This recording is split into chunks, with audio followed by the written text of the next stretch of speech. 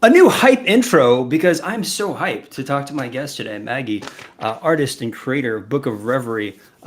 Excited to have her back on the show and catch us up on some of her newest additions to the collection and kind of talk about what it really takes to get a product out there, from leveraging everything, leveraging the IP into going into production, relationships to vendors. These are small conversations I've been having with Maggie throughout the journey. I'd love to share them with you because they're so insightful into the process. So welcome the extraordinaire, the OG, we like to call her, Maggie. Welcome, Maggie. Thank you, Vinty.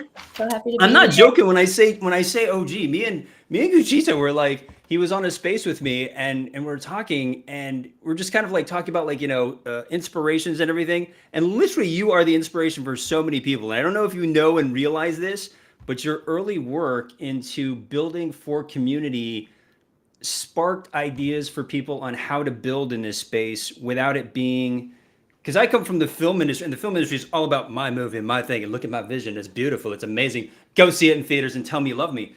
But yours is, it's true, it's sad. But your vision was, initially, with the World of Women, Tuxedo was about helping the community celebrate. And I think that for me was inspiring as well. And it was so interesting to talk to Guchita about this. And maybe we'll highlight his drop with House OG, which he started and did a really nice shirt for the Yes. community, leveraging IP. But I mean, what was your thought process? I guess back in that moment of creating for community. It was so spontaneous. It was just one of those things where it was not planned whatsoever. Maybe Netta was actually the one. I went into the WoW Discord at that time, and I just threw the idea out there, and she was like, "Yes, do it." And it was just that little spark, that little bit of encouragement that really fueled that whole idea in me to like make it into a thing. And then somebody ended up asking, like after I put the pink tux on my WoW, they were like, "Oh, can I have one too?" And then it just spiraled from there. The FOMO is palpable for those pink tucks. Let me It tell you. is. I was just like, gosh, I'm not talking to Maggie enough. I don't know if I can ask for one. No, that was the amazing thing. Really, was that um, being a sort of shy, introverted person, like I didn't really put myself out there a lot, and I had these people come to me asking, to dress their PFP, and it was just like this really nice, just way of getting introduced to people that I might not have met otherwise. So a common bond, and we get to share this special moment all together. So it's been something that I don't want to say I try to recreate that, because I feel like you can never try to, like achieve that magic. Like if you try to force something like that, it's just not going to turn out the way that you would hope necessarily. So I want everything to be organic, but I feel like that um, was a real sign that bringing people together is something that's really special in the space. So It's excited a for way of that. communication, and I think almost back to my point about sort of filmmaking or something. It's just like it's nice to get into the conversation by way of your expression. So you're over here, you're like, oh, this would be really cool, and then you share it, and then you get that reaction, and then just like the conversation, as I'm kind of an introvert as well, is just like just being like, oh, hey, let's talk about something. Oh, let's talk about the thing that I did. Oh, you like that? Fantastic. And it sort of opens up conversations in that way. And I think that's what's so interesting about this space and the community building in this space. And so then you've gone on, and right now we're kind of watching on a loop here, Survive the Bear. And Yes. I say this with emphasis because I thought at first, because I'm like, Maggie's fancy. It could be Survive the Bear, Survive. I don't know, but Raviv. Survive. Yes, we will live, la vive. Yes. Yeah. Yeah. He's And special. is special. And so the emphasis here, I think, also was on the play, the poesis, if you will, of creating a product that was about almost trauma. Like it's just like we were all going, like this is like 2 weeks ago.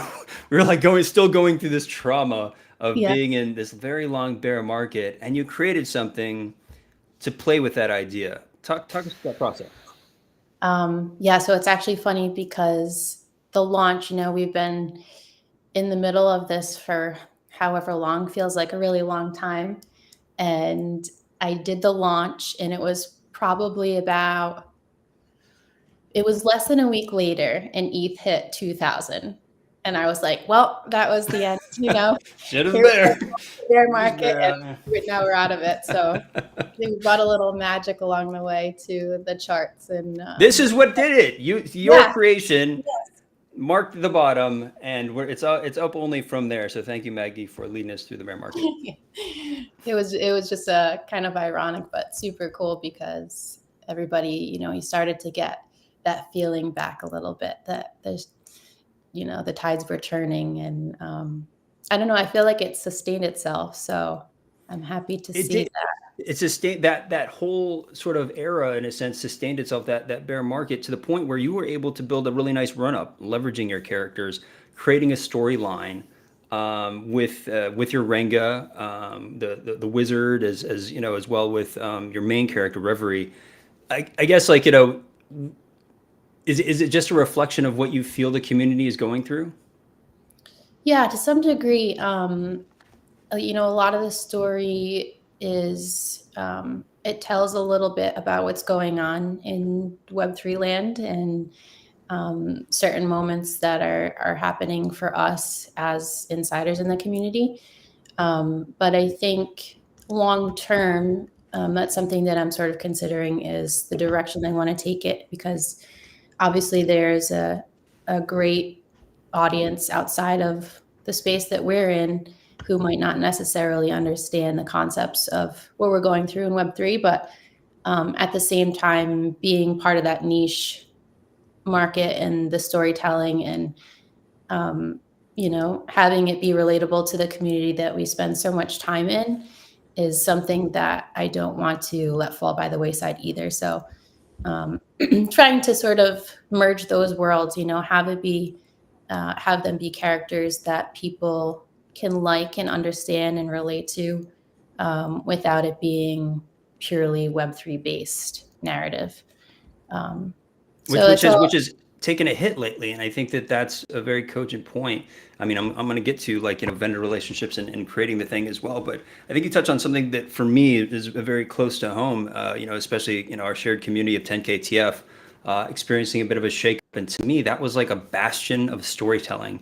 Has that affected you, sort of the fallout there and their transition away from storytelling into something that is a bit more, I don't want to say about commodity, but about, like, okay, getting to the other side at this point? Yeah, I think that it's something that anybody who's trying to establish themselves in the space, and whether they're building a brand or they're trying to push their project forward and make progress, that it's just some of the growing pains that we all face, where you're trying to do your best and learn as you go, and there's obviously going to be hurdles that you have to jump over in that process. So and obviously having an income and producing a sustainable business model is something that everybody's trying to achieve. So I think I can understand it. Of course, the storyline in 10KTF and sort of that magic bubble that we were in, that's the sad thing, that it had to change. But I think it was probably inevitable for everyone to go through that change at some point in one way or another. As you said, there's a lot of pressure. Still a huge inspiration to me, obviously. 100%. And as you said, there's a lot of pressure in this space to perform, in a sense. And as we get to this era of product actually coming out, projects that are accomplishing, what it is that they set out to do, only the 1% of the 99 have been fallen out by the wayside, but the 1% continue to push through, like Bored Ape Yacht Club, which you recently became a part of. What is the vision that you see with Bored Ape Yacht Club and Yuga Labs and the other side, in which you made the decision to quasi recently become part of that family as well? I see them being leaders and maintaining that leadership role in the space with what they've managed to accomplish and execute in such a short span of time. I think the team and the people that they've onboarded are incredible. And that's, a testament to where they're going to go in the future. So I have a lot of faith in them and the direction I see them going. And I think the success of Otherside is going to be pivotal to that if it achieves what I envision. And I think that they're going to try to shoot for, that's going to be huge, because it's going to be this space that creators can go to, and monetize and build out and make their own, and will be unique. So I think that the success of Yuga and that future, if I can do what I hope to do with Otherside, it's going to be really, really exciting in the future. Ooh, care to share any of the vision? I know that's a bit of a scary question, but is there something that you see, maybe not just yourself specifically, but you see for creators, that ability to create? Yeah, I think we're going to have our own little worlds, like our own opportunity to build our own worlds, hopefully. So that's sort of what my intention is for the story that I'm creating and the different environments and spaces that I've been putting together for Reverie, is envisioning this whole world, hopefully, that people will be able to visit in Otherside eventually, sometime down the road. So, And I hope with these little clues, Carl kind of noticed that you were doing this very 10KTF style little clue within your art, and I think that's I don't know, I love those touches, and I love that stuff that you do. Are there clues like this? Because you've done a lot of puzzles and everything early on on sort of the Web3 digital side. Do you put clues into the products, the physical products? There are clues. There have been clues throughout the Book of Reverie since the very beginning. So that is something that people can look for, and they may get rewarded in some shape or form if they are paying close enough attention. It's been something that I haven't said outwardly, besides a couple random things that I put in there that are directed for specific people. But yeah, there are clues like that have been in there right along. And then for some of the products, there have been special lucky charms that have been put with them. It's been random, but so it depends if you've gotten one or not. And I actually don't know who's gotten one. But it's random to you as well. yes. Yep, completely random. For the products, it's completely random. I noticed that you were part of the Cool Cats campaign into Macy's Thanksgiving Day Parade. Did you watch the parade? I did. I watched it was so it fantastic, with my kids. Right? It was Yeah. great. I just thought that was such a special moment because I love the parade anyway, and to see Blue Cat, it was right after Bluey, I think, which we love Bluey. And those were my two favorite balloons, I think, in the whole parade. And yeah, just a really cool moment. So I was happy to include that in Reverie's story. And Klon actually saw it, which I thought was awesome, and he commented on it. And so it just made me feel good that he got to see it. It is, and it's that time in terms of recognition by creators and founders, where during the bear, it felt like we almost had their attention a little more and could sort of lean into changes in systems, and I was saying, having the ability to sort of tag people within conversations to affect the change in the situation, and to better the scenario for artists has been really powerful. I'm going to share your newest creation, and his name is Brillo. Yes. Please walk me through just identifying this particular ape and then bringing him into your world. So I was super fortunate because he was like my Grail mutant. I went through the entire collection, I was at this point where I just felt like it was the next step for me to be able to be part of their community and get access to their events and different things. So I started obsessing over mutants, and I just felt like it was a good time, floor price wise, where they were at, the potential in the future, and where I see them going. And so I found him. I put an offer in on him. Ended up negotiating with the seller, who was super nice, and we arrived at a deal.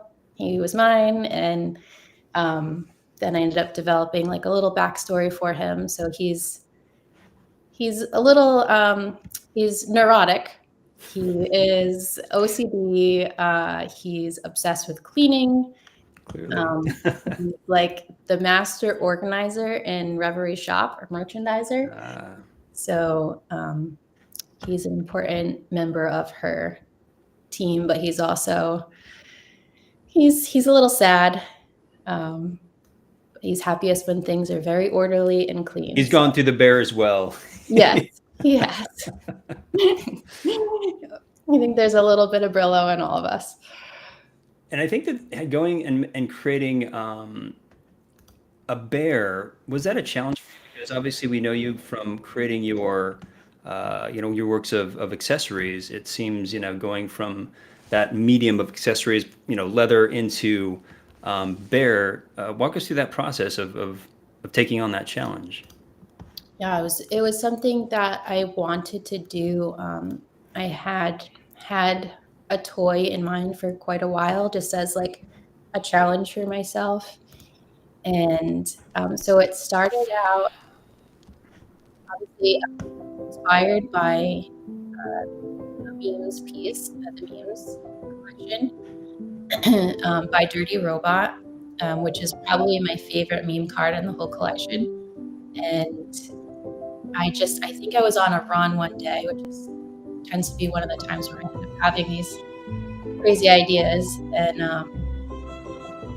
like that I wanted to be employed. I had this artwork, and I could make the bear. And the time that we were in the bear market, it just brought these different ideas together, where I felt like it would eventually overlap and something meaningful to us. I started out, I have actually the OG bear, one of my best friends. So I did a really rough sketch, and I showed her the art and had her make Oh my gosh. a little sample. So this is the OG Survive. That is so adorable. With the little diamond hands. Oh. And so he is so special to me. So he was the original. And then from there, I knew that I wanted to like produce it, do a mass production, which obviously I had never taken on something like that before. So it was just learning from square one, finding a manufacturer, doing all the research with that, and figuring out how it goes, selecting materials. We talked about this in a chat. Do you prefer people who are local, that you can walk into their shop and talk to them? Oh, 100%. Like if I could have done that with the bear itself here, that would have been my first choice. But I ended up getting to work with a vendor who screen printed the bags for me. And in a local mill, we have these mills where I live that have been around for ages and ages. And I met him there, and got to see the process firsthand, which was super cool. And I just realized that was something that was really important to me, and something I love doing, like working, collaborating with these other makers and meeting them firsthand and getting to learn their process and see what they do and connect with them on a deeper level. So that was one of the biggest rewarding things, I'd say, from the whole process of making the bear and putting all the pieces together. Literally putting the pieces together. And I love this assembly video because it really shows the care in which you know, take in terms of, you know, building out these things. They almost feel like one of ones because of just, you know, the individual folding of the tabs and the creation process that you go through in which to do this. But do you feel that pressure to make money? Because I think that that's kind of the new meta now, is like people are expecting out of projects, out of, you know, things, delivery, you know, quality, all these sort of things. Do you feel more and more pressure now to deliver, since this is now your third drop, maybe even more, but like, you know, pressure for it to make money, for it to be marketable in these ways? Yeah, I think it really depends on where you're at in your stage of your business. So I'm just, you know, I'm so new. It's my first like business venture. I'm learning everything as I go, and it was my first time really investing money upfront to produce something of a larger quantity. So um, I've learned I would do some things differently, I think, if I could do it the second time around. What At are the what are those? What are those? So I think having a proof of concept and taking pre-orders for something before mass production is probably the way to go. There's a lag, you know, there would be a lead time there between where somebody would place an order and then it might be a few months before they get something. Like we see this model frequently where, you know, you're expected to have a certain wait time in between where you launch the product and then it ships. In Web3, that lag time is about 3 years. So you have Yeah, right. Even I right. know that's not, I mean, 3, but a year. Sometimes we've seen a year. So, and now I understand that concept a lot more, where I didn't know that before. So, but at the end of the day, too, like packaging to me was super important. That was a huge challenge to find something that was um, you know, within my budget to produce. So I ended up doing a bunch of it by hand just to make it look the way I wanted it to look. Um, so I think that you don't necessarily, if you're trying to produce a product, um, you have to kind of go through it. You have to go through the struggle of figuring things out for yourself before you'll actually know, you know, the cost of things and what it's like, and um, even just shipping product, you know, what that's like too. So it's been a tremendous, Literally, the shipping. People overlook this, and I comment about this all the time. When you're actually shipping a product, there is such a cost to that right now in terms of getting it to places. And this is Web3, so this is worldwide. What's the craziest place you've had to send a product to, or the most distant or hardest you felt? so I sent a bag to South Africa, Mm. and that took, I think, like 2 months. And it might have been even longer. It got stuck in Yeah, customs. yeah. Um, so I use Shopify, and I've found that they have improved their system some. There's UPS International, which I now have, which is seems to be better anyway. But yeah, there's all these costs that it's not just producing the product and having the cost of the product and its packaging. It's the fees to go along with it, you know, credit cards, the website. So I think until you're at a point where your scale is large enough that you can have a product that is more um, accessible to people, that it might seem expensive for some of these products that are like such small quantity things, which is something that I'm finding. Um, but at the end of the day, too, it's very much handmade and something And that's crafted. You can so feel the love in your process yeah, here. And so, as a young creator, the tools, I noticed that you mentioned Shopify. yeah. What are the tools do you use at your disposal to help you along in that process to sort of bootstrap this? Geez, I think um, that's pretty much the only thing. I mean, I did like all of the photography and everything myself. Um, Aside from the bear, like I did the tags myself, but just as much as I could convince myself and figure it out. That was the way that this particular launch went. So I don't know. I think if you have a team of people and you can capitalize on their strengths and lean on other people for certain resources, that's obviously a great thing to do. But for me, I didn't mind like learning new things and figuring it out. Like I feel like that's a huge part of the enjoyment of producing something and seeing it come to life. It's just like, Of going through the process yourself, and then knowing sort of where you want help, where you feel like you have fun, where you're good at, where somebody else might be better. Who's that partner that you're looking for moving forward, if there is one? it's been something I've been thinking about where I have this idea for 2024 and I don't really know. I don't know the right way to go about finding a team. I feel like I have to put my feelers out with people that I know, like yourself, and see, you know, what people's level of interest is. And because everybody around us in the space has some sort of like hidden talent, and I think it's easy enough to feel people out and see, you know, what they're good at and what they love to do. But having a team, I think would be a huge advantage to growth. So it's just a Absolutely. matter of figuring it out.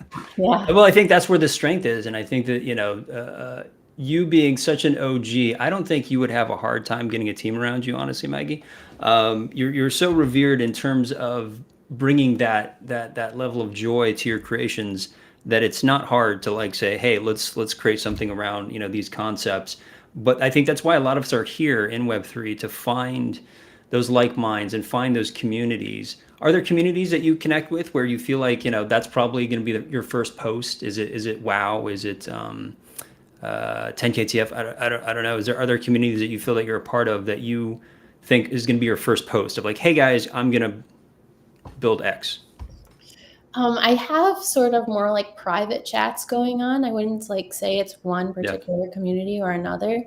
And people that I sort of lean on. The alpha groups, I know you're all into the Portal coin, and you're like way ahead of the game. I get it. No, I can't. I can't with the Portal coin. There's no shame in it. I respect anybody who's playing that game, but I don't have the time for it. But yeah, no, there are different groups, and the ladies of BAYC have been super supportive of me and my work, and I'm just like so new to them and being part of their group, so I have to give them a shout out. But yeah, I don't know, nobody in particular, like no one group, but I do feel the support from World of Women, 10KTF. 10KTF is like that group of people is and always will be, top tier. Just amazing, selfless people. So That's why we're here, is like part of the joy of creating in these spaces is like you get that instant feedback, and you also get the level of support that doesn't exist in the real world, doesn't exist in the arts. You go and you show at a gallery, or you show a film, etc. What's the biggest difference for you? Because I know you were a traditional artist as well. Yeah, that's really what I feel. I feel that the combination of the people that we're around, the nature of the different talents and backgrounds that they possess between like tech and finance and art, it's just this like amazing convergence of those things that I don't think we'll ever have the opportunity to find and like be a part of this particular moment in time where we're at the foundation of this. So I feel like it's my chance in my lifetime to really seize that opportunity for what it is and try to meet as many people and create as much as I can and just be part of it, And inspire others, because this is what you've done. You've inspired Guccido. Let's show Guccido's launch. I think it's a really great example of what is possible in this space, and with the same level of duty of care, if you will, to the product. I think that's what was remarkable about him explaining his process. He said that basically, starting with the IP, this shirt, coming from, an NFT that he owns. So it's just like, oh, hey, great. I have the rights to make this as part of the image. Fantastic, getting the fabric. But he took it a step further by embellishing with, vintage Gucci buttons that he had been collecting. What a way to use your collection, right? No, Um, insane. right? And The level of the detail. physical rarity, brilliant, brilliant, brilliant. Yeah, I know how much work went into this, and just simple things that people might not overlook, but the way that the pattern is cut and sewn, the 100%. closeness to the actual artwork and replicating that. So yeah, he did an incredible, incredible job. I As you should said, I should have bought a share. I feel bad. Look at it. There's only I 100. There's only well, 100. So this is going to be a really nice drop. And but I think the start of some great stuff from Gucci, who has just a lot of really great personal style and has kind of just been an OG in the space. And so for him to step forward, out of that, and this is what this show is about like being an observer, sort of participating in these communities, and then finding that idea or finding your community and stepping forward and saying, hey, I want to create this. What do you guys think? And getting the response. And I think that this has been a great one. And yeah, I just think, but I just want to say again, this is part of what your legacy is in this space, Maggie. I don't know about that, but sure, I'll take it. Ooh, you want to open some stuff with me too? I Oh, got sure. another physical. I got Swicky, Oh, the and Abe. Lakers. She's got the Lakers shirt. So she Wait. is such a sweetheart. She's in LA, and I'm just like, oh, Swicky, is it sold out? I can't get to the what used to be called Staples Center. It's now called Crypto.com Center. I'm like, I can't get there in time. I think it's gonna sell out. She's like, I'm gonna go. I'm gonna go and just buy a bunch for everybody, Oh and then I'll wow. mail it to you. And I'm like, I feel stupid now because I'm just like 5 miles away, and like she's gonna mail it to me. And she's so kind. I'll hide the address here. But she sent me one. That is awesome. Absolute sweetheart. And so I'm That's gonna what it's open all this. about right there. What I loved about this too was it was clearly it was a work for the Los Angeles Lakers, and ta-da, unboxing for real. It was a creation for the Lakers. Yeah, You beautiful can on the see back. here, gorgeous if you can read backwards. And so it is also, I'll have to experiment and maybe do a separate video. This is really high quality. This is very nice. It's also an AR experience as well, which Oh, is I it? I freaked out didn't about. even Yeah. know that. Oh, I didn't Yeah, even know. so you just I'm gonna have to try it. I'd hate to do it live and then screw it all up, but but basically it's an AR experience as well, and I love that about digital wearables are having a moment, I think, of nascent discovery of what it means to have something that can create an experience. An article Yeah. of clothing or a physical wearable that can create an experience. I mean, I'm wearing another set right now of Sonwear Oh, that yeah, I was wondering if help that to was create good. an experience. Yes. And so, it's, which by the way is having a mint, December. Oh my gosh, tomorrow is the allow list or the members list opening. December 4th, that opens up, and then the public mint on December 21st for Son Sound. I have to plug Nice. that because that's been years running. Talk about trying to create physicals and work with vendors and, Yeah. and technology. It's been really a fun ride, and it's been nice. But that's the thing, is just like being out here and seeing like minds also working on things like, oh gosh, that's such a great idea. Or like, I saw you like making this stuff, and I'm like, I get it. Sometimes you can't you don't know where to go, who's going to care about Mhm. your thing as much as you do. Mhm. And that's really tough, as you said. Mhm. That comes from the relationship. That comes from, whether that's building it in the space in Discord or literally just going in and walking into a shop Mhm. and say, "Oh God, okay, I can I can leave this part of the process with this person who's going to care." Yep. Yeah.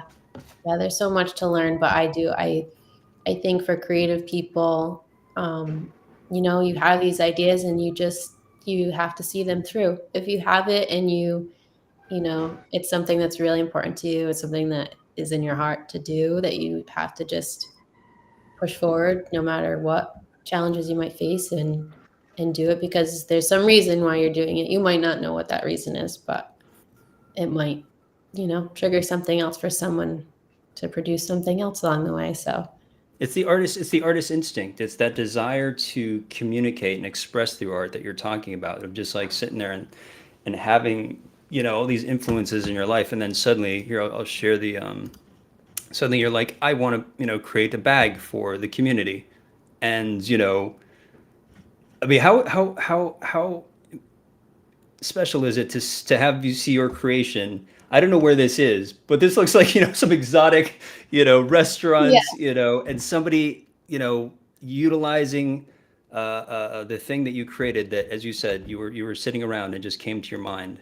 Yeah. So Chelsea, she has been such a sweetheart and such like a huge champion of the bag. And it was a really great story because she wanted one like right from the get-go. I knew as soon as it launched, like I had hoped that she would get one somehow, some way, it would wind up in her arms, whatever. And her boyfriend gifted it to her. He bought the NFT and said, check your wallet. And yep, the whole He Azuki'd her. I love that. Yes. I love that. Yo, check your wallet, babe. Yeah, check your wallet. And she was able to have her own, and it just made me so happy because I knew that she wanted it so badly. That's so rad. And she shared a bunch of photos of it, and that's like the most rewarding thing too, just knowing that people have these items and they'll be, a small part of their life in some way, if it's does it start with one person for you? It does for me. Like if I'm reading something and I connect with it and I want to make it, I really start thinking of one person who really it's special for. Like it's special to me and it's also special to this one person. Do you have that person when you're making something? I can't say that I do think of one person, but I think of people in general, that I know and that I care about in the space. Yep. And even if it's not something that's necessarily like for them, that they would appreciate it. And you knew Chelsea was going to appreciate this. I did after the fact that was like, it was one of the biggest highlights really of any of the physical makings that I've done. So it was super cool. I'm sure just, again, hopefully just, one of the many to come. Is there anything that, any bit of alpha that I can yank out of you, given that you are playing with a mutant, you're doing all these exciting things with it, as we're getting into this new phase of a potential bull run, a potential return to, activity, I think, in this space. Is that shaping the way that you're creating for this next phase?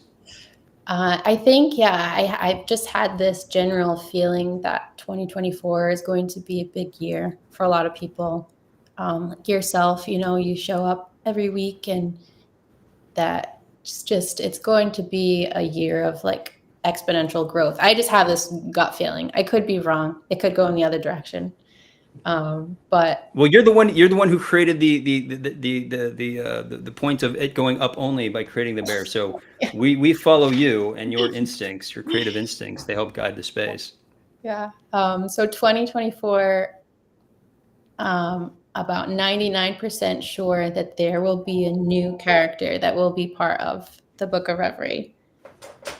Ooh, you heard it here first. Yeah. New character. Is there a collection you're thinking of, or is it too soon to say? The collection doesn't exist yet.